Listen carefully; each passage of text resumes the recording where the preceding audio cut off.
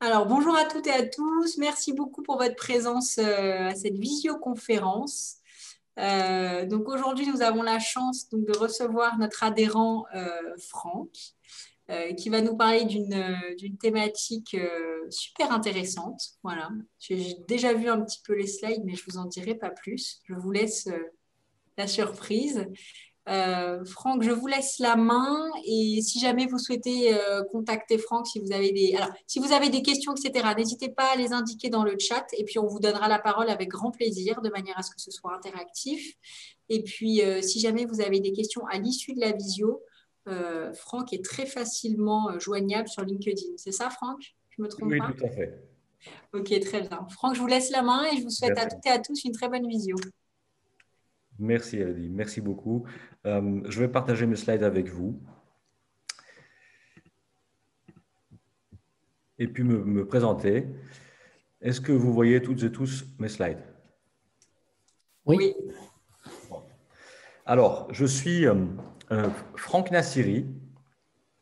Je suis né à Téhéran en 1968 et j'ai grandi en France, à Nice, sur la Côte d'Azur, depuis 1983. Donc, j'ai évolué ici. Je suis devenu ingénieur en recherche et développement microélectronique et circuits intégrés numériques.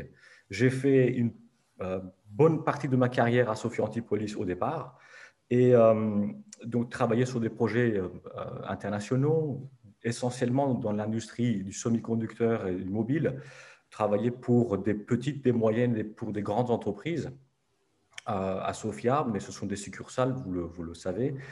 J'ai été effectivement un passionné de l'ingénierie des nouvelles technologies dans une première partie de ma carrière. À mi-carrière, j'ai voulu commencer à réfléchir à l'entreprise, à de nouveaux métiers et à penser à une réorientation. Donc, après un MBA et un master spécialisé en management stratégique du développement durable à Schema, je suis retourné dans mon industrie et j'ai travaillé pour NVIDIA, que peut-être certains d'entre vous connaissent. Et puis, j'ai créé Philoé Consulting en 2016 et j'interviens essentiellement pour l'EDEC dans le domaine de management et de stratégie. À l'EDEC bachelor et en grande école, en programme master. J'enseigne également le management et la stratégie à la fois à l'université de Nice et à la fois à des étudiants des universités américaines, en l'occurrence en ce moment de l'université d'Indiana aux États-Unis. Et puis, c'est comme ça que je suis devenu un passionné de l'entreprise. Alors, ce que je fais aujourd'hui, ayant été un passionné de l'ingénierie au départ et de l'entreprise aujourd'hui, ce que je fais ressemble énormément à de l'ingénierie de l'entreprise. Alors, quand je pensais à choisir un thème pour partager ce moment, un atelier avec d'autres adhérents, entrepreneurs ou des curieux de l'entreprise, effectivement, aujourd'hui, la culture d'entreprise me paraît absolument un sujet d'actualité. Alors, depuis une table ronde à laquelle j'ai participé à Schema en 2014, ce jour-là, j'ai eu une question d'une personne dans l'Assemblée qui m'a dit, mais monsieur, le développement durable, tout ça, c'est venu quand? Depuis quand ça existe? Le temps est passé tellement vite, le monde s'est transformé tellement vite. Et depuis que j'ai eu cette question en 2014, ce jour-là, je représentais NVIDIA dans ces tables rondes à Schema, j'ai pris pour habitude de toujours donner quelques idées, donc de reprendre le contexte actuel du monde avant d'aller loin dans dans mes discussions et dans mes propos. Alors, en fait, les objectifs de cet atelier, j'ai voulu que ce soit un moment de réflexion sur la nature du contexte actuel, hors Covid, et l'influence de ce contexte sur le monde de l'entreprise. Et puis, le rôle et l'utilité d'une culture d'entreprise que j'ai voulu qualifier de positive et forte. Différents types de cultures d'entreprise existent aujourd'hui dans la littérature et en sciences de management, donc on va aller reprendre quelques-uns ensemble. Quels sont les leviers d'une culture de performance et puis, en quoi est-ce qu'une culture d'entreprise peut constituer une source pour l'avantage concurrentiel des entreprises? Nous aborderons également, et assez rapidement dans cette présentation, la notion de raison d'être et de société à mission, tels qu'apportés par la loi Pacte, donc le plan d'action pour la croissance et la transformation des entreprises. J'utiliserai beaucoup d'exemples. Et puis, cet atelier se veut interactif. Et puis, je n'ai que 20 slides, 20 diapositives, sachant qu'on en est déjà au 3e slide. Il y a certains slides où je vais directement solliciter votre avis. Et puis, si vous le souhaitez, vous pouvez interagir avec moi si vous le souhaitez. Alors, nous vivons d'abord, quel est le contexte? Nous vivons une période de changement majeur. On a même emprunté de la biologie le terme de mutation. Nous vivons dans un monde, et le Boston Consulting Group l'a mesuré, qui est devenu 6 fois plus complexe entre 1955 et l'année 2010. Et on imagine que depuis 2010, sans compter la Covid-19, le monde a continué encore et effectivement, ce que la Covid a apporté, c'est un peu plus d'incertitude, un peu plus de brouillard encore dans la carte des entrepreneurs. Alors, ce qui se passe, c'est que généralement, ce que je vois, qu'il s'agisse des jeunes étudiants, qu'il s'agisse des étudiants moins jeunes, qui ont déjà 30 ans, 10 ans d'entreprise, parfois 35 ans, 40 ans, et qui reviennent sur les bancs et qui vont se former sur les métiers d'entreprise, on se rend compte qu'on ne sait pas exactement quelles sont les caractéristiques de cet environnement dans lequel on évolue. Et ça, je marque une pause parce que c'est très important. Vous savez, la vie fonctionne un petit peu comme un GPS. Le GPS ne sait pas nous géolocaliser, il ne peut pas nous conduire à notre destination. Aujourd'hui, nous vivons, beaucoup d'individus vivent encore un petit peu dans l'incertitude. Quelles sont les caractéristiques, dans quel monde on vit vraiment? Alors, c'est un environnement changeant, oui. Complexe, oui. Incertain, oui. Quels sont les moteurs, quels sont les générateurs de ces changements, que j'appelle les principales sources de changement dans le monde? Alors, ici, je vais citer les 4 principales sources de changement qui sont la mondialisation, les progrès de la science et de la technologie. Ça, c'est quelque chose qui est omniprésent depuis maintenant plus de 10 ans au quotidien des individus, dans la société. Nous avons le changement climatique, et plus largement, on peut étendre cette source de changement au développement durable, à la nécessité d'adopter un développement plus durable. Et puis, il faut bien dire d'où est venu le développement durable. De manière générale, il y a eu une révolution, c'est comme ça que les Américains l'appellent, une révolution des responsabilités au début des années 2000, initiée également par les Nations Unies avec le Pacte mondial, qui est arrivé en 1999, année 2000. Donc, et pour finir, évidemment, la 4e principale source de changement aujourd'hui, la démographie mondiale. Alors, ces changements, quel impact pour le monde de l'entreprise? On lisait dans la presse, il n'y a pas si longtemps, que 53% des Français répondent qu'ils sont prêts à payer plus cher pour des produits issus d'entreprises engagées. Alors, il est bon de savoir d'où est-ce que cette tendance vient. Alors évidemment, ces sources de changement ont également eu un impact absolument majeur sur l'évolution des attentes et des exigences dans la société. Alors, si on va un tout petit peu plus loin, on jette un coup d'œil d'un peu plus près à ces évolutions, à ces impacts des sources de changement sur les entreprises, l'évolution des attentes et exigences de la société. Principal enjeu, les parts de marché de l'entreprise. On veut des sociétés plus engagées, des entreprises plus engagées, avec des valeurs. On leur demande de prendre de nouvelles responsabilités, probablement ignorées pendant une très grande période du temps, jusqu'à il y a peut-être 1 ou 2 décennies. Il est nécessaire à ce moment-là de revoir la qualité des produits. Il est demandé aux entreprises de revoir le lien et les relations avec les différentes parties prenantes, qu'il s'agisse des fournisseurs. On a tous entendu parler du commerce équitable. Il faut bâtir une autre nature de relation La même chose avec les clients. Aujourd'hui, la relation avec les clients a changé. Les entreprises sont extrêmement exposées aux retours clients et aux avis clients qui sont en fait portés à l'attention du monde entier par l'Internet.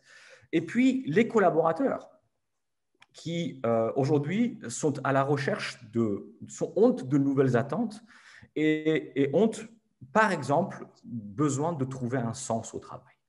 Donc, ça, c'est l'impact des sources de changement en termes d'attentes et exigences de la société. La ligne suivante, c'est l'évolution des modes de consommation, qui, encore une fois, met en jeu, remet en question les parts de marché de l'entreprise. La fabrication est touchée. L'utilisation de nouvelles matières premières peut être très, très souvent nécessaire. Le marketing et la vente et la distribution des produits sont impactés. Et des nouvelles compétences en gestion sont nécessaires pour pouvoir répondre à ces modes de consommation. On a vu que, encore une fois, je parle hors Covid, mais la Covid-19 n'a fait qu'accélérer toutes ces tendances qui étaient déjà en marche, qui étaient déjà en place. Les analystes et les experts s'accordent à le dire déjà depuis plus d'1 an. L'environnement est devenu hyper concurrentiel. Essentiellement, quelle source de changement? La mondialisation, essentiellement, et les avancées technologiques ont rendu cet environnement, on le dit, il est devenu non pas très concurrentiel, il est devenu hyper concurrentiel. Ça impacte à la fois la compétitivité des entreprises et les parts de marché. Il est aujourd'hui absolument nécessaire, puisque la croissance se fait rare, c'est-à-dire que dans les années 80, avec 6% de croissance économique, eh bien, il y avait moins besoin, et un monde moins mondialisé qu'aujourd'hui, il y avait moins besoin, la compétitivité se réfléchissait autrement. Aujourd'hui, il est absolument nécessaire que les entreprises construisent une véritable stratégie de différenciation et développer une véritable intelligence concurrentielle. Ensuite, l'autre impact, c'est les nouvelles réglementations sur les déchets, le traitement des déchets, la pollution, l'énergie, les ressources naturelles. Cette fois-ci, ce sont effectivement l'ensemble des processus internes qui sont remis en question. Il est nécessaire d'investir, il est nécessaire de revoir les processus internes et il est surtout et encore une fois nécessaire d'avoir et de développer de nouvelles compétences pour pouvoir agir dans ce sens-là. Et puis, il y a l'arrivée successive de nouvelles technologies. Internet, la technologie mobile, les réseaux sociaux qui suivent les technologies mobiles, les objets connectés, les big data, on parle de l'intelligence artificielle. Alors, cette fois-ci, c'est effectivement la productivité des entreprises vont intégrer ces différentes technologies pour pouvoir rester compétitifs. Ce sont de nouveaux outils de travail que les managers ne cessent depuis 10 ans de courir pour intégrer. À peine ils ont intégré l'Internet et la vitrine de l'entreprise est prête. Il faut maintenant pouvoir prendre des commandes et faire du click and collect. Et maintenant, il faut aussi devenir multicanal. Il faut intégrer les applications mobiles. Et aujourd'hui, on parle de big data et de l'intelligence artificielle. Donc, de nouveaux outils, il est nécessaire de développer de nouvelles compétences. Et puis, il y a les nouvelles méthodes de travail et de nouvelles approches du management sont nécessaires. Les techniques de gestion sont complètement remises en question. On ne peut plus conduire une entreprise aujourd'hui comme on le faisait dans les années 80. Et force est de constater que cette transition qu'on a appelée cette nécessité de transition managériale est ressentie et c'est absolument en marche. D'ailleurs, tout comme la transition et la transformation digitale. Donc, de nouvelles compétences sont nécessaires. La transition managériale est en route. La culture agile fait son chemin. Un exemple, c'est qu'aujourd'hui, BPI France a mis depuis plusieurs mois déjà des formations à disposition des entrepreneurs en France, conjointement avec certaines écoles de commerce. Et ce qui a été observé suite à ces formations mises en place, c'est que les entreprises, les entrepreneurs qui ont participé à ces cursus de formation qui coûtent à l'entreprise entre 10 000 et 50 000 euros environ, avec une moitié prise en charge par l'entreprise elle-même, et qu'en fait, le résultat a été positif à la hauteur de 7% d'amélioration des résultats des entreprises qui ont participé à ces formations. Alors, quand on lit la page du gouvernement sur la loi Pacte, on lit que 51% des Français considèrent qu'une entreprise doit être utile pour la société dans le sens large, dans son ensemble. Donc, aujourd'hui, on voudrait que les entreprises aient à la fois une mission économique et une mission sociale. Alors, effectivement, la loi Pacte a introduit le concept de la société à mission. Les entreprises qui le souhaitent vont inscrire une raison d'être dans leur statut et donc de prendre en compte les impacts sociaux, sociétaux, environnementaux de leurs activités. Et quand on va inscrire ces données dans les statuts de l'entreprise, cette fois-ci, il va y avoir, puisque cette mission est inscrite dans les statuts, donc il y a la notion d'engagement et d'opposabilité, qui n'existait pas jusque-là, effectivement. Et puis, la finalité, ici, c'est quoi? C'est d'essayer de concilier la performance économique et les attentes des différentes parties prenantes. L'État en fait partie. Alors, l'entreprise est en fait censée pouvoir donner ainsi davantage de sens à son existence. Alors, je voulais tout de suite vous donner un exemple, de réfléchir ensemble. Année 2013, société NVIDIA, un des leaders des technologies graphiques et dans l'intelligence artificielle aujourd'hui, un des géants de la tech américaine. C'est une entreprise donc, où j'ai travaillé, effectivement j'ai évolué pendant plusieurs années, ici à Sophia Antipolis, parce que NVIDIA était à Sophia Antipolis jusqu'à la fin de l'année 2015, donc il y avait donc le site R&D.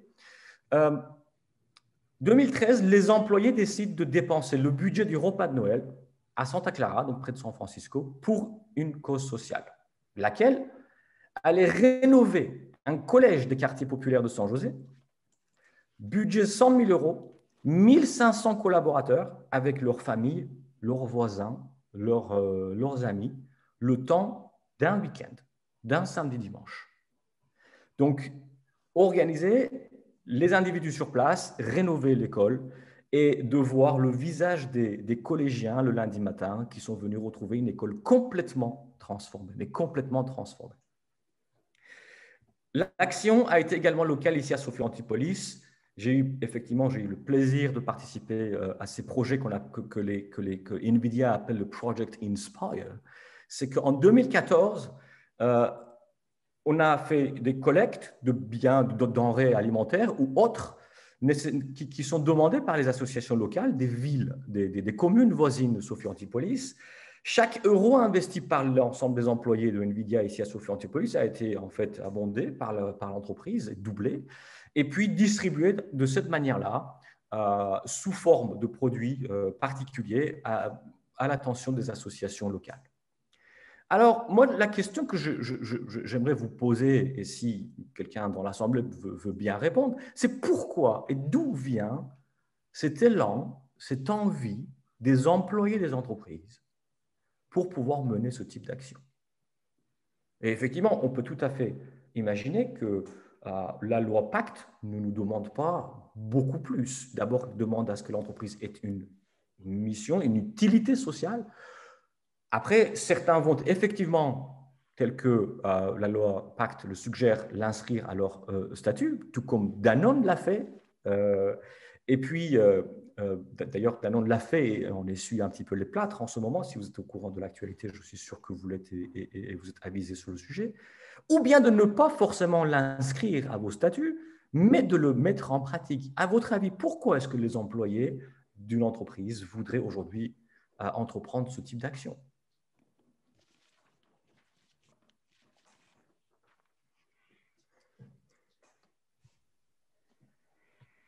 Bien, c'était lent. Il y a des réponses. Je vous en prie. Qui voudrait tenter? Jessie, peut-être?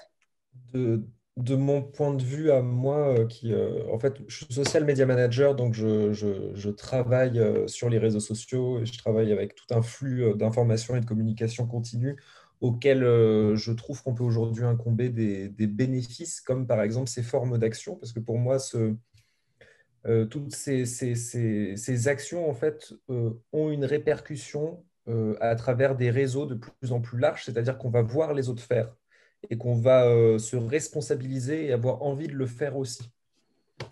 Et je pense que l'une des explications, c'est justement le fait que ces actions gagnent en visibilité qu'elles soient réalisées à petite échelle quelque part dans le monde, elles vont être vues ailleurs dans le monde.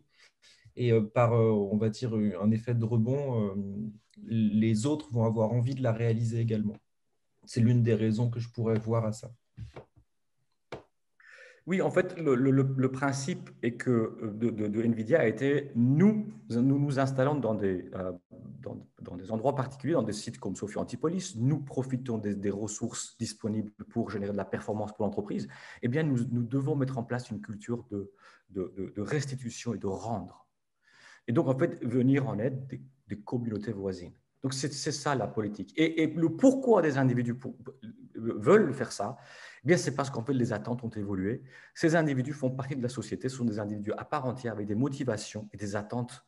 Et ils s'attendent à ce qu'aujourd'hui, leur entreprise leur permette de faire ça. Et ils veulent reconnaître dans leur entreprise une entité sociale qui entreprend ce genre de démarche et répond aux besoins de son époque. En tout cas, merci pour votre participation. Alors, la réponse de l'entreprise à tous ces changements, c'est une culture positive et forte qui va favoriser sa performance économique tout en intégrant les attentes des parties prenantes. Alors, la culture est devenue un cadre unique pour définir et communiquer la mission, la vision. Des rituels sont mis en place, des pratiques, des valeurs et l'engagement et les engagements de l'entreprise. Et c'est devenu un facteur effectivement différenciant très fort, puisque on dit qu'une culture d'entreprise reflète la personnalité de l'entreprise et la façon dont l'entreprise mène ses activités. Eh bien, chaque culture peut distinguer une entreprise d'une autre. Alors, un autre exemple, cette fois-ci, une PME française, Savoyard, Nicomac, mission économique, améliorer la qualité de vie professionnelle, stimuler l'innovation et favoriser la rentabilité des organisations clientes.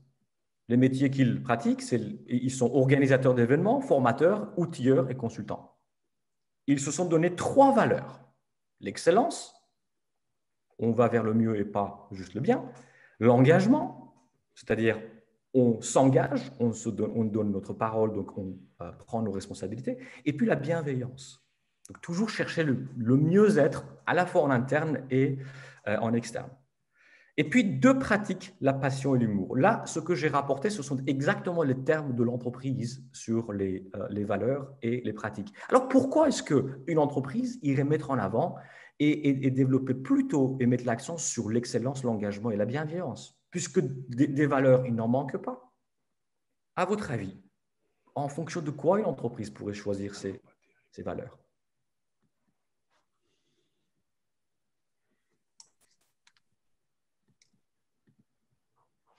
Franck, vous posez plein de questions, c'est le moment de la digestion. Vous n'êtes pas cool avec eux. Je sais qu'en fait, c'est un moment de réflexion. Est-ce qu'il y en a qui veulent participer, qui veulent répondre? Pourquoi est-ce que vous iriez choisir certaines valeurs pour votre entreprise et pas d'autres? La transparence aussi était une valeur, ils auraient pu le choisir et le mettre en avant. Pourquoi pas?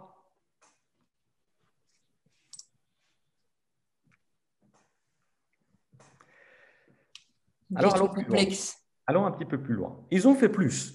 Le management se distingue notamment par 3 projets. Les merci, reçus par les employés pour chaque service rendu en interne et en externe. Et ils sont comptabilisés dans le réseau social de l'entreprise, avec des objectifs prédéfinis communiqués aux employés. Ils ont ensuite les Google Day.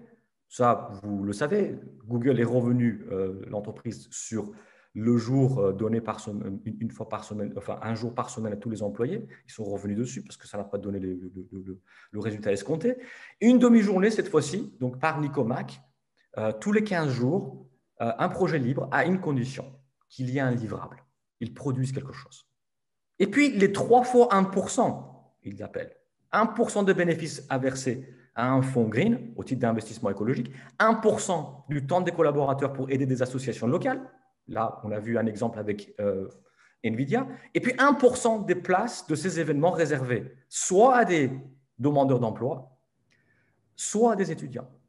Donc, vous voyez comment une PME française va se définir une culture. En fait, toutes ces valeurs, ces pratiques et ces techniques et ces traits culturels ne sont pas définis par hasard. Alors, les fonctions d'une culture, d'entreprise, objectifs, performance, reconnaissance et récompense, on reste absolument ici dans la mission économique de l'entreprise. C'est devenu un composant de la stratégie d'entreprise. C'est devenu absolument un référentiel pour les ressources humaines. Les Américains l'appellent the employee magnet, un aimant à employer. Parce qu'aujourd'hui, on sait à quel point il est difficile d'attirer et de garder les personnes qui ont des compétences en adéquation avec la description des postes.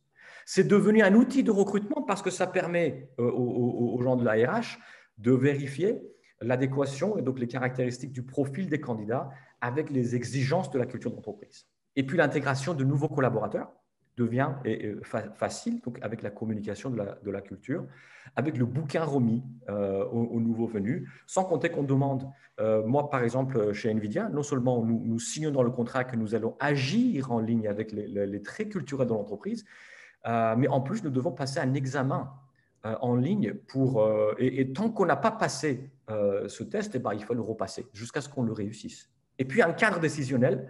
Pourquoi? Parce qu'une fois que la culture de l'entreprise est bien établie, et communiquée et comprise, assimilée, eh bien, ça devient un référentiel qui permet aux individus de prendre des initiatives. Il suffit qu'en fait, ils soient en lien avec la culture de l'entreprise. Et puis, la fameuse charte éthique. Aujourd'hui, les chartes éthiques, beaucoup d'entreprises en ont. Il est demandé aux entreprises de l'avoir, surtout si vous voulez avoir accès à un marché public, lever des fonds. C'est devenu un outil de gestion, de prévention de risques sociétaux, sociaux et environnementaux. Donc, voilà ici quelques principales fonctions. Parmi les 4 types de culture d'entreprise repérés à ce jour, donc, nous avons les cultures de clan, d'adocratie, hiérarchie et la culture du marché. Comment est-ce qu'on les classifie? Franck, oui. Est-ce que je peux t'interrompre? Oui, je t'en prie. Alors, il me semble que sur la planche précédente, tu répondais à la question que tu posais à celle d'avant. C'est-à-dire que des valeurs comme la bienveillance et des mesures pour retenir les employés dans une entreprise sont là pour que cette entreprise fonctionne mieux, soit plus profitable. On sait qu'on est plus productif si on travaille dans un environnement bienveillant.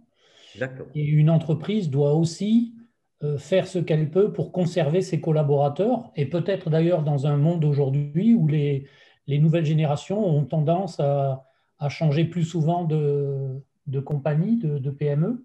Donc, est-ce que ce n'est pas la réponse à tes questions C'est tout à fait ça. précédentes? D'abord, le management, merci Emmanuel, en fait, le management par les valeurs d'abord.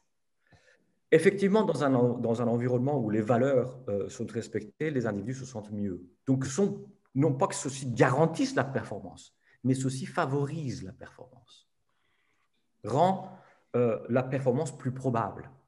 Aujourd'hui, personne n'a encore le secret de la performance, mais on sait que beaucoup d'entreprises sont arrivées à… Donc aujourd'hui, d'ailleurs, les statistiques montrent qu'en Europe, de manière générale, il n'y a que 10% des travailleurs qui sont pleinement engagés. Donc effectivement, ce qu'on essaie de faire avec une culture appropriée, c'est de faire en sorte que les individus soient engagés dans une entreprise. Et donc, comment est-ce qu'on peut les engager? C'est en répondant mieux à leurs attentes. Et ces attentes ne sont pas uniquement purement professionnelles, ce sont également des attentes personnelles. Et en tout cas, merci beaucoup pour cette réflexion qui était tout à fait juste. Et c'est la réponse à laquelle je m'attendais tout à l'heure quand je vous ai posé la question au sujet de la culture Nicomac. Alors, les entreprises doivent effectivement choisir à développer et concevoir une culture. 4 cultures.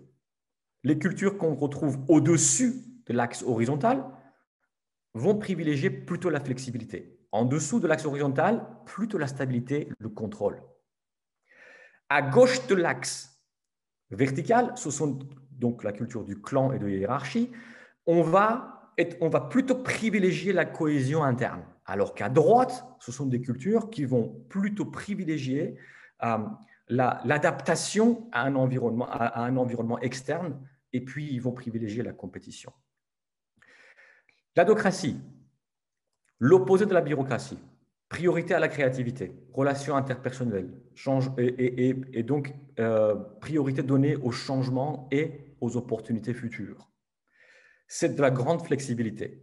Dans ce type d'entreprise, dans ce type de culture, les structures, les hiérarchies, les procédures, les règles internes sont toutes simplifiées voire inexistantes, donc, mais en tout cas peu nombreuses. C'est censé permettre l'atteinte des objectifs par l'expérimentation, par l'attitude entrepreneuriale, l'esprit start-up, et par la prise de risque, tout en étant tourné vers l'extérieur.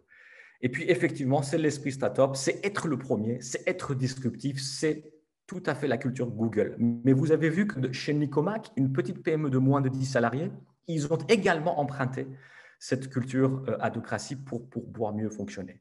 Et vous choisissez la culture et les traits culturels qui vont vous permettre, à vous, l'entreprise lambda, de mieux atteindre vos objectifs économiques. C'est comme ça qu'on se donne. Et puis, évidemment, on va voir qu'en fonction de votre domaine d'activité et des objectifs, les entreprises prennent plutôt une culture qu'une autre. La hiérarchie, cette fois-ci, c'est focalisé sur les processus internes, accent mis sur la stabilité, le contrôle. L'environnement de travail est formel, structuré. On est un petit peu à l'opposé de l'adocratie. Les managers se focalisent essentiellement sur les efficiences, l'organisation de travail. C'est McDonald's. Ils emploient essentiellement des jeunes peu expérimentés pour préparer et vendre des produits très standardisés. Tout fonctionne avec des règles. Le travail est guidé par l'efficience, la productivité et des règles bien précises. Les employés reçoivent une formation approfondie sur les règles et le succès repose énormément sur une production qui soit à la fois rapide et efficace. Culture de marché.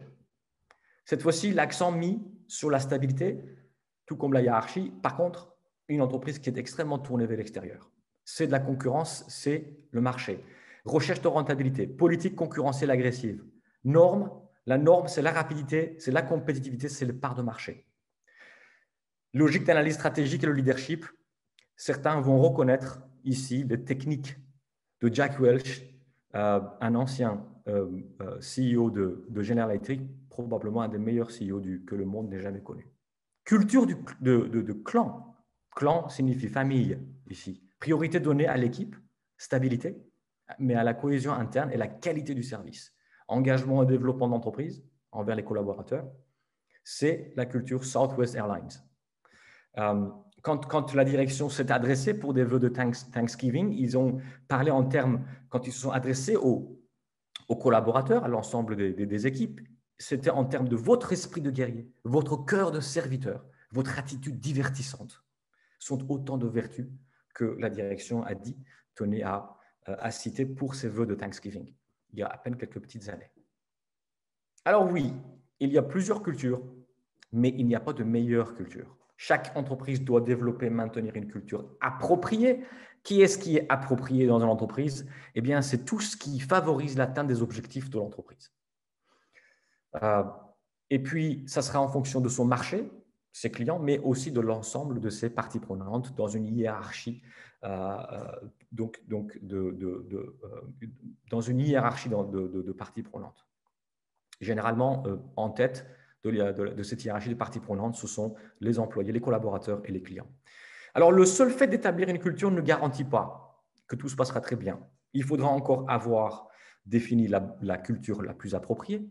Il faut justifier l'existence de chaque trait de cette culture à l'ensemble des collaborateurs. Il faut qu'ils soient convaincus que c'est la voie à emprunter, que ce sont les attitudes à adopter, que c'est le comportement à avoir en entreprise. Il faut justifier donc ensuite de l'évolution de cette culture et puis encourager et faciliter l'adhésion à cette culture. Alors si, dans notre avant-dernier slide, si je disais, si on nous posait la question, quelles sont les composantes d'une culture de performance?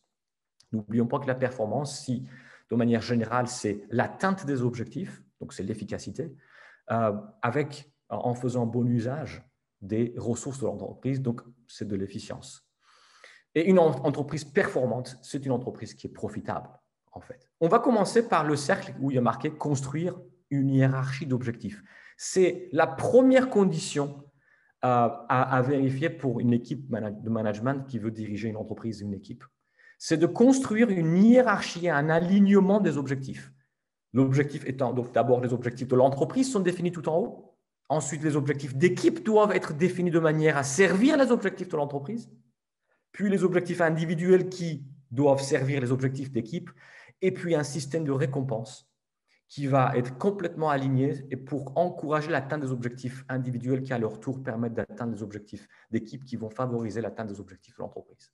C'est la première condition d'un style de management de performance. Ensuite vient les techniques de management qui doivent être dans la culture de l'entreprise, lier le travail à la mission et aux objectifs. Donc, chasse à toutes ces techniques qui consistent à donner des tâches aux collaborateurs ici et là sans que les collaborateurs puissent faire ni le lien entre les différentes tâches, ni le lien entre ce qu'ils font tous les jours et les objectifs de l'entreprise. Ensuite, du leadership et de la pédagogie pour expliquer les objectifs, pour les rappeler et pour qu'en fait, les individus, donc les dirigeants, soient suivis quand il faut donc adapter la structure au changement. Puis, créer de l'engagement au travail avec des techniques particulières qui aujourd'hui sont assez connues. Le soutien, donc effectivement, aujourd'hui dans la culture agile, on dit que on le sait que les managers ne vont plus être tout le temps en train de fonctionner à l'ancienne, commander, contrôler, et ils vont avoir plutôt un rôle de soutien pour enlever les barrières à l'avancement des équipes et des individus. Il faut, dans une culture, n'encourage personne s'il n'y a pas de récompense et de reconnaissance des individus. À la fois reconnaissance et récompense financière, à la fois reconnaissance sociale. Il faut qu'une entreprise accepte d'investir dans les talents. Les talents le savent. Ils peuvent être source de performance et effectivement, ils savent très bien qu'ils peuvent prétendre à des salaires plus élevés. Et les entreprises doivent accepter ceci.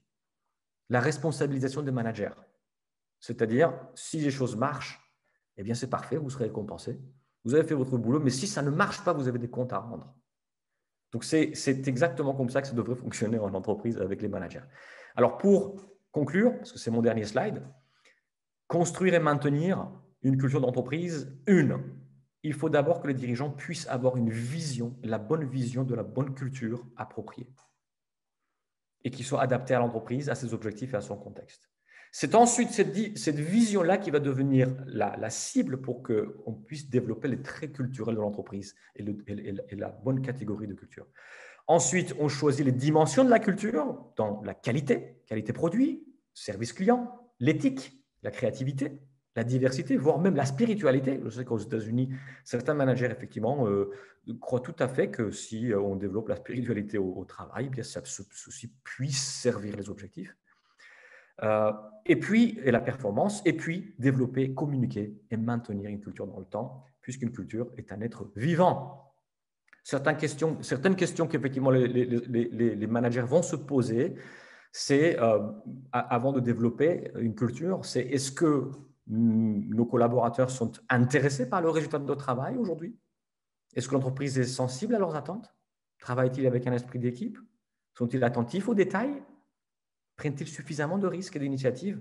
Et puis sont-ils créatifs, si toutefois la créativité est une compétence nécessaire, est une attitude nécessaire, ce qui n'est pas forcément le cas de tous les domaines d'activité. Merci à vous pour votre attention.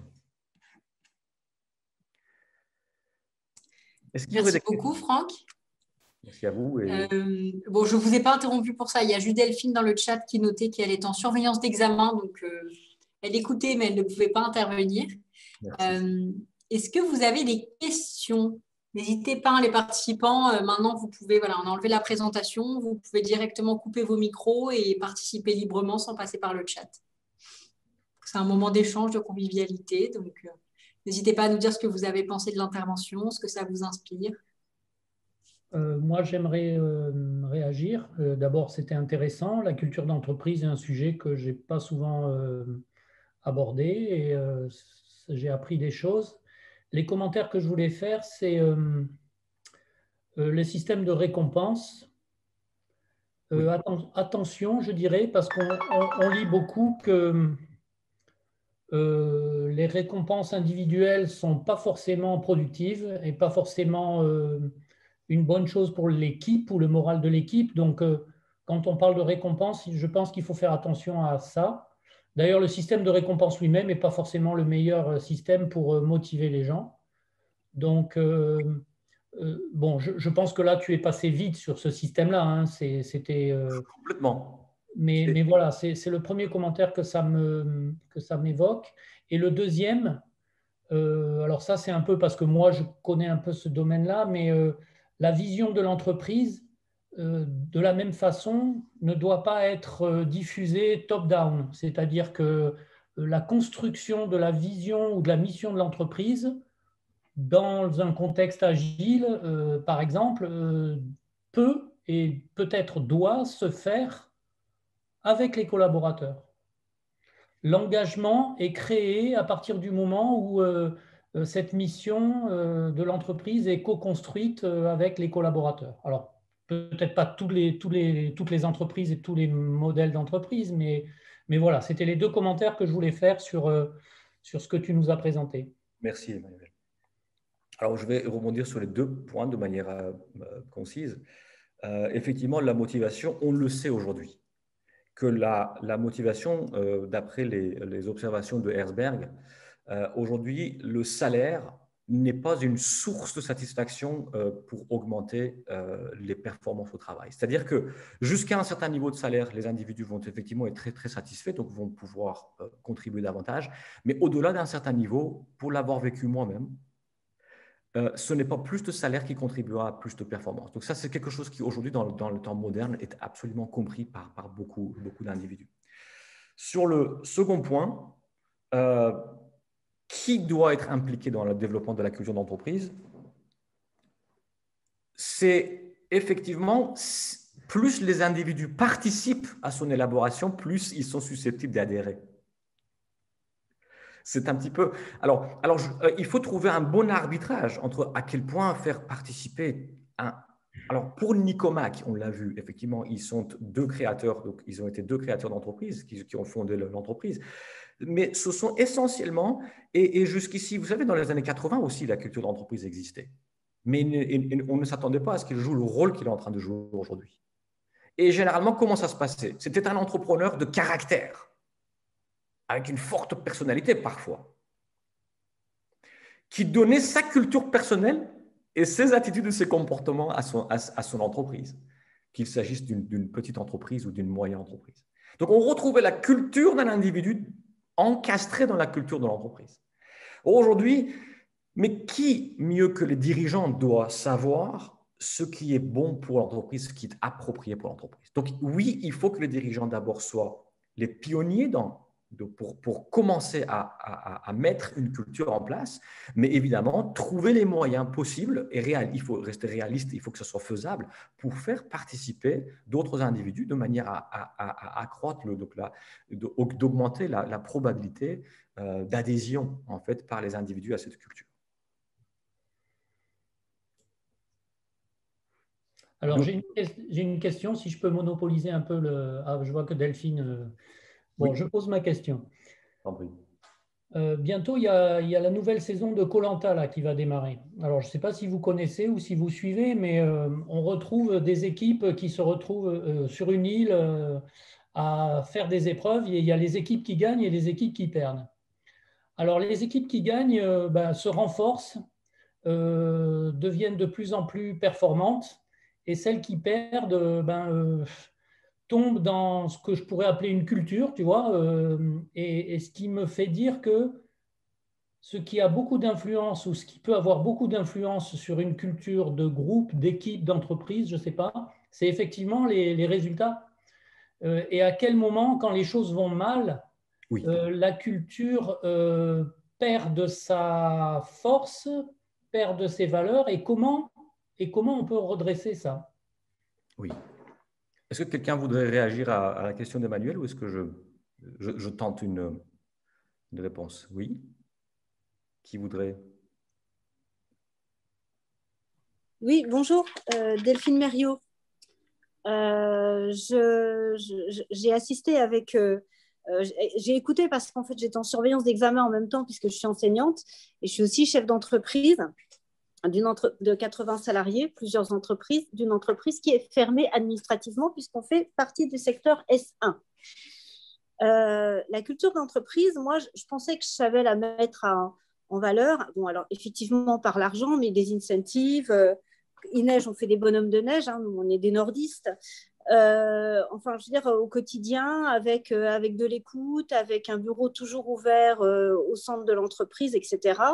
Et avec vraiment une écoute attentive. Je rentre dans l'établissement et même si dans il y en a 20 et dans l'autre, il y en a 30, je dis bonjour à chacun par leur prénom. Ils savent que mon bureau est ouvert. Enfin, voilà. Et puis arrivent les confinements, premier et second, parce qu'on est des restaurants. Et en fait, silence radio. C'est-à-dire que moi, je m'inquiète pour eux. Alors, au premier confinement, j'ai fait la différence de salaire parce qu'économiquement, je pouvais la faire. Et au second, je n'ai pas pu la faire. Mais ce que je veux dire, c'est qu'alors que je pensais qu'on était soudés, alors que j'ai très, très peu d'absentéisme, vraiment, plus de son, plus d'image. Mes salariés, ils sont au chômage partiel, ils ont disparu de la circulation. Donc, comment je vais faire, moi, quand ils vont rentrer? On va faire comme si de rien n'était, comme s'ils ne m'avaient pas parlé pendant 6 mois. Ça se passe comment? Alors, et donc, c'est pour rebondir sur la question justement de la personne qui vient de parler, d'Emmanuel, en disant quand ça se passe mal, comment ça se passe? Oui. Moi, je le prends super mal, en fait. Oui. Alors, oui, parce qu'en fait, un entrepreneur, d'abord, on le sait, les entrepreneurs se sentent souvent très seuls. Et puis, donc, qui mieux que les employés peuvent vous dire, Delphine, ce qu'ils ressentent et ce qui s'est passé? Et donc, ce sont des questions qui doivent leur être posées. C'est quels sont vos ressentis, comment est-ce que votre niveau de contribution a changé pendant la période Covid, et quel est votre ressenti et pourquoi? Et de pouvoir trouver les véritables raisons, en fait, il faudrait qu'ils viennent des employés.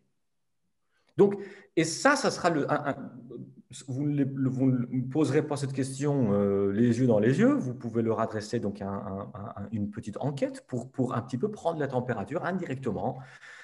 Et de leur poser la question. Ça, c'est d'abord un réflexe que nous n'avons pas. Ça aussi, c'est culturel, mais cette fois-ci, c'est une autre culture. Ce n'est pas lié à la culture d'entreprise. C'est que des fois, nous oublions que une personne se comporte d'une certaine manière. On ne sait pas pourquoi. Pourquoi on ne lui poserait pas la question? Et c'est là où les Américains excellent et ont beaucoup de facilité. Ils n'hésitent pas à poser des questions et prendre très sérieusement en compte ce qu'ils ont en retour. Donc, moi, c'est ce que je ferai. Les raisons peuvent être multiples. Vous savez, la période Covid est venue ajouter un degré de complexité important il a amené un brouillard supplémentaire dans les cartes pour les entrepreneurs et pour les entreprises et pour les salariés et pour les collaborateurs et pour tout le monde dans la société. Aujourd'hui, tout le monde est touché par Covid. Donc, et de voir est-ce que c'est en lien avec les techniques de management pendant la période Covid? Qu'est-ce qui s'est passé? Ou est-ce que c'est plutôt lié à des… Mais peut-être qu'il y a un dénominateur commun ici en lien avec le travail. Est-ce que les chefs d'équipe ont fait leur travail justement parce que les chefs d'équipe aussi ont été complètement perdus? Déjà qu'en fait, moi, ce que je vois en entreprise, c'est que les chefs d'équipe ne sont pas suffisamment formés dans le monde d'aujourd'hui pour pouvoir faire avancer les équipes. Mais alors, en plus, arrive un événement aussi inattendu que la Covid. Comment est-ce qu'ils ont continué de garder le lien avec les salariés? Et ce qu'on sait, c'est que même les entreprises qui étaient très bonnes dans la gestion du personnel ont eu des surprises et des hauts et des bas pendant cette période. Et on n'a pas fini encore de le voir, de se traîner les conséquences de ça pendant quelques mois. Merci. Delphine, concrètement, moi, je te répondrai. J'ai compris que c'était la restauration, c'est ça? Oui, c'est ça. Je vais essayer de retourner. Oui, tout à fait. Oui, j'ai plusieurs restaurants. Alors, je suis sur le groupe parce que je suis originaire de Cannes, très exactement de la Napoule. Donc, le copain d'un copain m'a mis sur le groupe. Comme ça, je participe au masterclass. Et ça me fait du bien, ça sort de mon isolement aussi. Oui, j'ai plusieurs entreprises avec environ une entreprise avec 40 salariés, une autre avec 30 et une autre avec 20. Parce que le confinement, moi, c'est facile. On travaille dans une société informatique. On a mis en place des rituels qui sont des apéros virtuels ou des choses comme ça où les gens Oui. se retrouvent. Bon, évidemment, on est en webconf toute la journée. Donc, en plus, le soir, on refait une webconf, mais bon, avec un verre à la main. C'est un peu différent. Mais j'imagine que peut-être dans votre... Nous, déjà, il y a le problème déjà de ce Voilà, qu'on appelle la rupture numérique, c'est-à-dire que certains n'ont même que leur téléphone. tout le monde n'a pas forcément dans la restauration On a souvent des gens, des commis, des salariés qui ont pour tout outil informatique un iPhone. Donc, c'est très compliqué de créer des liens. Mais au-delà de ça, je fais des appels régulièrement à la vente à emporter qui veut venir travailler. Alors que je vous dis, j'avais 2 à 3% d'absentéisme. Vraiment, voilà, ils ont le droit à un verre après le service offert par la maison. Enfin, plein d'avantages en nature comme ça. Ils sont habillés par la maison. Ils peuvent ramener leur t-shirt et leur blouson. Enfin, Oui. j'ai agi avec eux comme une mère. Et Oui. si ce n'est 3 ou 4 managers qui sont là à mes côtés, qui prennent régulièrement de mes nouvelles, on n'a laissé qu'un seul établissement ouvert en vente à emporter, et qui sont là et qui font la vente à emporter avec moi. Quand je fais des appels à est-ce que vous voulez venir, est-ce que vous voulez faire tourner les équipes, en fait, ils ne veulent pas venir bosser. Oui, il serait bon de savoir pourquoi. Mais en tout cas, ce qu'on sait, c'est que c'est la question que je me pose. ce n'est pas la première crise que les entreprises traversent. Donc, même si c'est une forme particulière qu'on n'a pas connue dans les décennies passées, et on sait qu'il y a un certain nombre d'attitudes à adopter par les entrepreneurs et par les managers en temps de crise. C'est généralement là que les individus, enfin les collaborateurs, ont besoin qu'on communique avec eux. C'est là qu'en fait, on a besoin de communiquer encore davantage qu'avant. Et de leur dire comment ça va. Est-ce que notre entreprise, en fait, les interrogations des collaborateurs, c'est quoi? Mais est-ce que mon entreprise existera encore quand la crise sera terminée? Par exemple. Et donc, en fait, ça, effectivement, quand ils vont, à un moment donné, on a vu qu'en France, il y a de ça quelques mois, il y a eu un taux record de cadres qui souhaitaient changer de fonction et d'entreprise. Donc, ça, ce n'était pas juste propre à votre entreprise, c'est qu'il y a des mouvements de pensée qui vont commencer à place dans des périodes particulières. Et ce qu'il faut, c'est que l'entrepreneur puisse d'abord être au courant de ce qui est en train de se passer dans la société en général et puis en particulier dans son entreprise pour pouvoir essayer d'anticiper au mieux et de faire le nécessaire. Pourquoi? Parce que je vais vous dire ce qui s'est passé. Chez Amadeus, vous savez, comme j'ai travaillé à Sofia pendant des années, j'ai des ingénieurs, des copains qui travaillent un petit peu dans beaucoup d'entreprises. Chez Amadeus, un copain m'appelle et me dit, tu sais quoi, Franck? Et là, on est quoi? On est début avril. On est à peine quelques jours après le premier confinement. Première quinzaine avril, l'entreprise me dit, ils viennent de m'envoyer un courrier, ils m'ont augmenté. Il me dit, mais je ne m'attendais pas, avec une crise pareille dans l'aviation, enfin dans les compagnies aériennes, je ne m'attendais pas à une augmentation. Eh bien, en fait, les entreprises ont su que ça allait être l'opportunité pour beaucoup de changer d'entreprise. Donc, ils se sont dit, on va faire une liste d'individus, de valeurs, et qu'on veut garder, parce qu'après la crise, il faut bien qu'on ait du monde. Et ils leur ont dit qu'ils les voulaient et pourquoi ils voulaient les garder et les rassurer sur l'avenir de l'entreprise. Alors qu'à côté, ils peuvent tout à fait aussi, ils ont fait d'ailleurs un plan de restructuration également, ils ont mis 300 personnes sur les carreaux.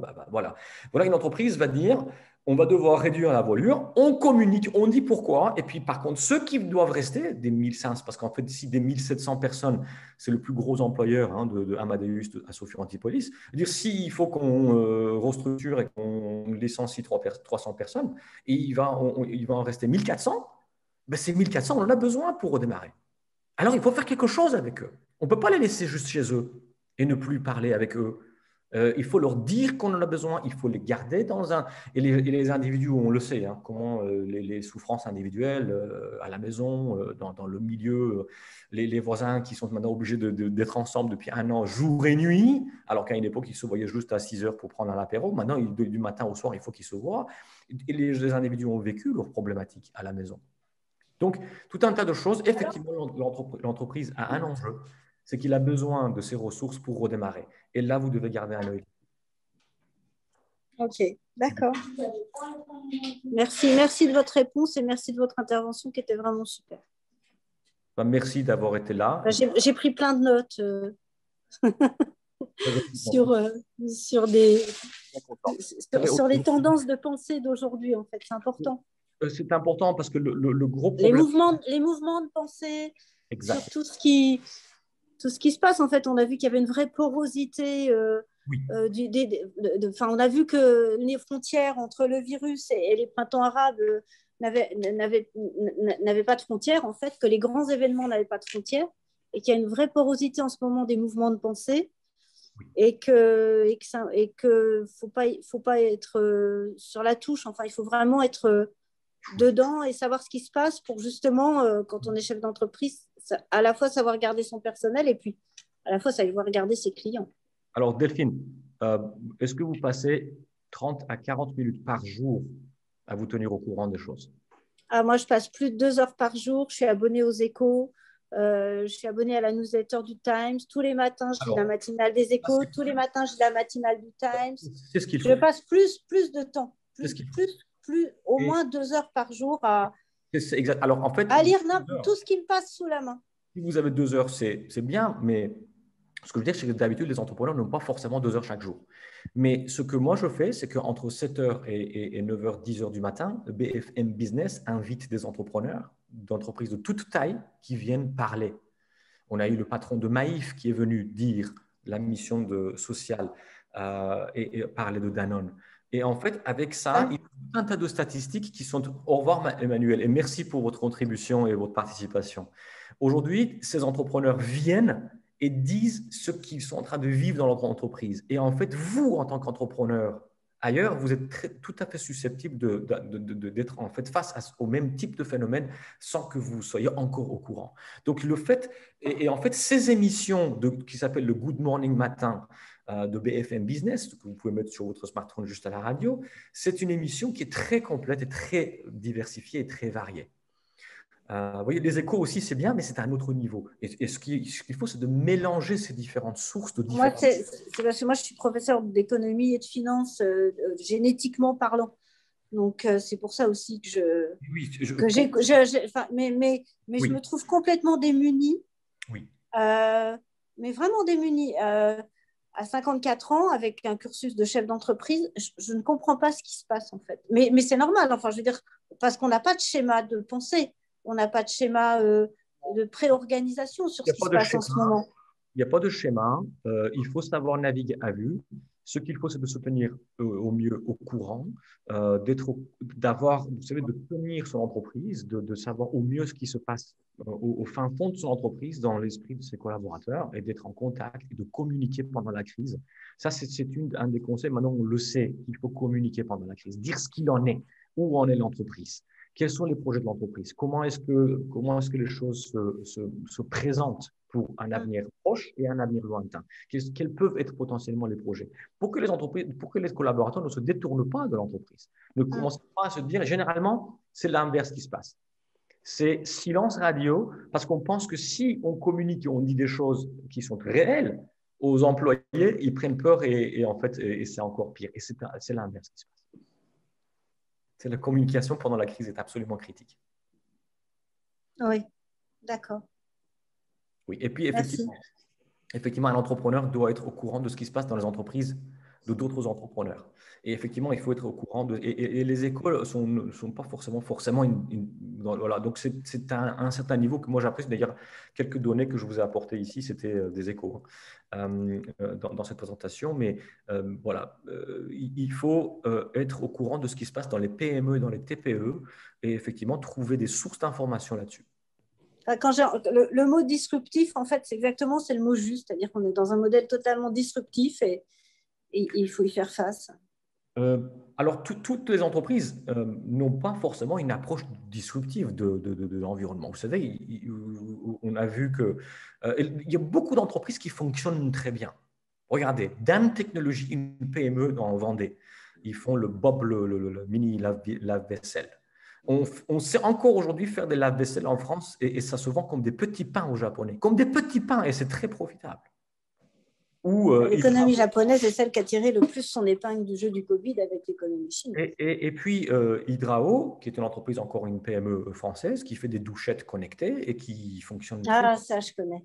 Vous voyez. Donc, en fait, ce que je veux dire, c'est qu'aujourd'hui, il faut être au courant de ce qui se passe dans les PME. Ouais. C'est ça qui est très important. D'ailleurs, regardez la masse de PME qu'on a et qui garantit le rôle dans l'économie française. C'est là qu'il faut être. D'ailleurs, moi, j'ai voulu pour cette présentation d'avoir des exemples de PME et pas uniquement des exemples de grandes entreprises comme on utilise dans des cours de finance, puisque moi, j'ai le plaisir et la chance d'enseigner la stratégie d'entreprise au grand master de grande école de l'EDEC ici à Nice, en face de l'aéroport.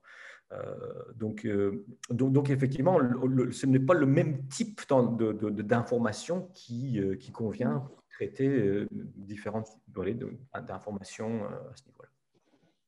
Voilà. Donc, je vous recommande Good Morning Business. BFM Good Morning Business, donc sur BFM. Enfin, j'ai pris des notes, enquête, pourquoi vous n'avez pas donné de nouvelles, comment ça va, l'entreprise existera-t-elle encore, liste d'individus de valeur. Oui. Voilà, j'ai la recette, je vais l'appliquer. Et puis n'oublions pas, j'ai une culture comme vous en avez une. La culture, c'est quelque chose qui nous est inculqué à l'enfance et qui nous accompagne toute une vie. Certains vont essayer de changer un peu des traits culturels chez eux plus tard. Par exemple, je ne sais pas, changer de religion, ça peut arriver. Mais c'est généralement rare. Alors, une culture d'entreprise a quand même est définie par ses dirigeants ou par ses managers. Donc, en fait, vous voyez, c'est quelque chose qui est construit et elle est là pour favoriser l'atteinte des objectifs de l'entreprise. Vous voyez, et une culture, on ne la change pas comme ça en temps de crise. Généralement, on doit rester attaché à sa culture et même en temps de crise. Harley-Davidson n'a pas changé la culture de son entreprise et ses produits et les faire moins chers parce qu'il y a eu une crise financière. Et on dit surtout, il ne faut pas faire ça. Et de commencer, par exemple, à changer sa stratégie de différenciation pour dire, c'est la crise, donc je casse, je suis Roche-Beaubois, je deviens un peu Ikea pendant 2 ans et puis après, je reprends mon statut de Roche-Beaubois quand le pouvoir d'achat repartira. Ça, c'est du non-sens. Ça ne devrait pas exister. Ferrari ne peut pas faire une voiture à 10 000 euros pendant la crise et puis ensuite dire en sortie de crise, je vais refaire des Ferrari. Ce n'est pas possible. On ne doit pas faire ça. Oui, donc une culture, on l'a définie pour son entreprise, pour les produits qu'elle doit vendre, pour les résultats économiques qu'elle doit réaliser, pour les parties prenantes qu'elle doit satisfaire. C'est une culture qui va être élaborée et on ne la change pas comme ça. Par contre, une culture est un être vivant qui doit évoluer. En fait, je vous ai présenté 4 types de cultures. L'adocratie, disruptif, culture de clan, on l'a vu, la culture hiérarchie et la culture de marché. Apple est passé par les 4 dans différentes phases de son parcours depuis les années 70. Différentes périodes, ils ont dû faire évoluer leur culture pour au mieux arriver à satisfaire leurs besoins. Aujourd'hui, si vous êtes une TPE, demain une PME, ensuite une ETI et ensuite une grande entreprise, vous ne pouvez pas avoir exactement la même culture. Donc, une culture peut évoluer dans le temps au fur et à mesure que l'entreprise soit va croître, soit va évoluer puisque l'environnement externe évolue. Les attentes des consommateurs évoluent. Votre culture aussi doit progressivement évoluer. Mais toujours justifier, toujours expliquer aux collaborateurs. C'est là qu'il faut être prof. Vous ne devez pas être uniquement prof avec des étudiants, vous devez être aussi un bon prof, très pédagogue avec vos collaborateurs. Et ça, on en manque énormément. Énormément de pédagogie. Le personnel hospitalier, on l'a vu aux infos, disait qu'ils sont très réticents pour se faire vacciner. Le personnel hospitalier, qui a joué à la pédagogie? Qui leur a pas? Et pourquoi est-ce qu'on ne fait pas preuve de pédagogie pour arriver à convaincre nos infirmiers qui sont en train de soigner des malades de Covid? Ils sont réticents pour se faire. Et il faut, oui ou non, être pédagogue avec notre personnel hospitalier. On manque de pédagogie. Et l'État a manqué de pédagogie. On voit que, effectivement, quand le président vient à la télé régulièrement, explique les choses, c'est mieux. On est beaucoup plus rassuré. Il explique les choses. Donc, il faut. Moi, je sais pas. Moi, chaque fois que je le vois, il ne me rassure pas, mais bon. Donc, c'est très important qu'aujourd'hui, nos managers aussi, alors on demande beaucoup aux managers, aux entreprises, oui, parce qu'on vit dans un monde complexe. Donc, les techniques de réflexion, la façon de réfléchir, la façon d'agir, le comportement doit changer absolument. Et ça, il faut que ça passe par la tête. D'abord, c'est la tête qui doit réviser sa façon d'être, sa façon d'agir et sa façon de penser. Les 3. Façon d'être, façon d'agir et façon de penser doivent changer pour qu'on puisse avancer. Les méthodes d'avant ne conviennent plus. Et surtout pas pendant la crise. Merci beaucoup. Merci infiniment de cette intervention. Merci pour votre participation. Est-ce qu'il y a d'autres remarques, d'autres questions? Merci beaucoup à l'UPO 06, à Élodie, merci à vous, Franck, d'avoir permis l'organisation de cet échange et de cet atelier.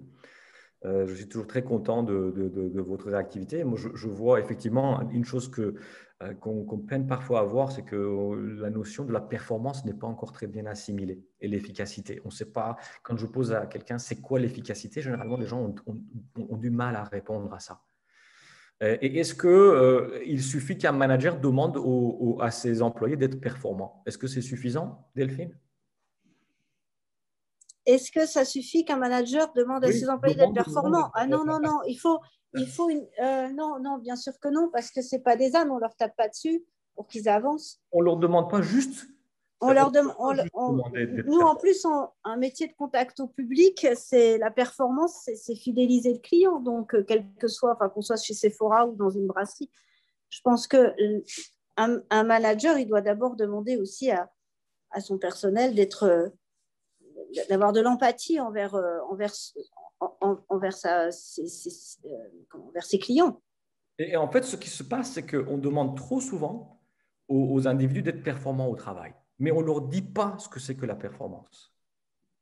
Et une fois qu'on leur a demandé d'être performants et qu'on leur a montré, on leur a expliqué ce que c'est que la performance, est-ce que c'est suffisant? Ce n'est toujours pas suffisant. Il faut leur montrer comment il faut être performant maintenant, leur donner ensuite les ressources. Leur expliquer pourquoi est-ce que le fait d'être performant, il y aura quelque chose au bout, à la fois pour l'entreprise et à la fois pour eux.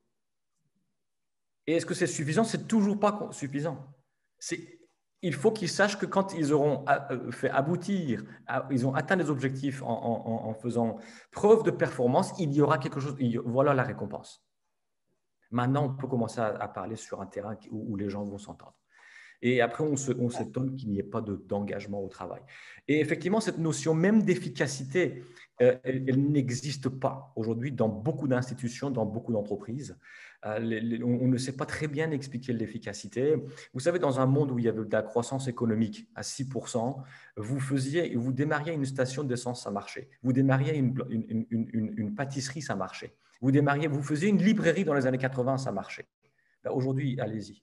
Ouvrez une librairie, les gens dans votre petite maison commanderont les livres chez Amazon, ils se feront livrer de Hollande. Donc aujourd'hui, on ne peut plus fonctionner comme on le faisait avant. Donc il faut des nouvelles façons de faire et on le voit. BPI France a mis en route des formations pour les entrepreneurs comme vous et en lien avec des écoles de commerce et les entrepreneurs jusqu'ici qui ont participé à ces formations, qui leur ont coûté cher, ils ont obtenu jusqu'à 7% d'augmentation des résultats de l'entreprise. Donc, ça donne ses fruits. On voit qu'on a besoin de nouvelles façons et on a besoin de nouvelles compétences d'être formés. En tout cas, moi, c'est ce que j'ai vu avec l'UPO 06. C'est de là qu'est venu le point. Effectivement, je vois que les collaborateurs à l'UPO 06, ils sont efficaces, ils traitent l'information, ils répondent aux emails, ils sont là, ils sont au rendez-vous, ils sont à l'heure. Alors, bon, donc quelque chose fonctionne bien là-bas. C'est gentil, Franck, merci. Et donc, ça, c'est très intéressant d'avoir à faire et d'avoir du lien, de voir et de vivre les efficacités. En tout cas, merci encore. Moi, on me paye en chocobon, c'est ça qui fonctionne. Chacun son truc. Bon, merci beaucoup, Franck, pour votre intervention. De toute façon, tout le monde a vos coordonnées. Sachez que toute l'intervention a été enregistrée. Donc, il y aura le replay présent sur le site internet de l'UPE. Donc, n'hésitez pas, si l'intervention vous a plu, à la diffuser autour de vous. Avec grand plaisir, elle sera en ligne dès demain. Merci. Merci pour tout et merci à tout le monde pour votre participation. Merci beaucoup. Merci. Au revoir. Bon après-midi. À bientôt, tout le monde. Au revoir. Bon après-midi. Au revoir.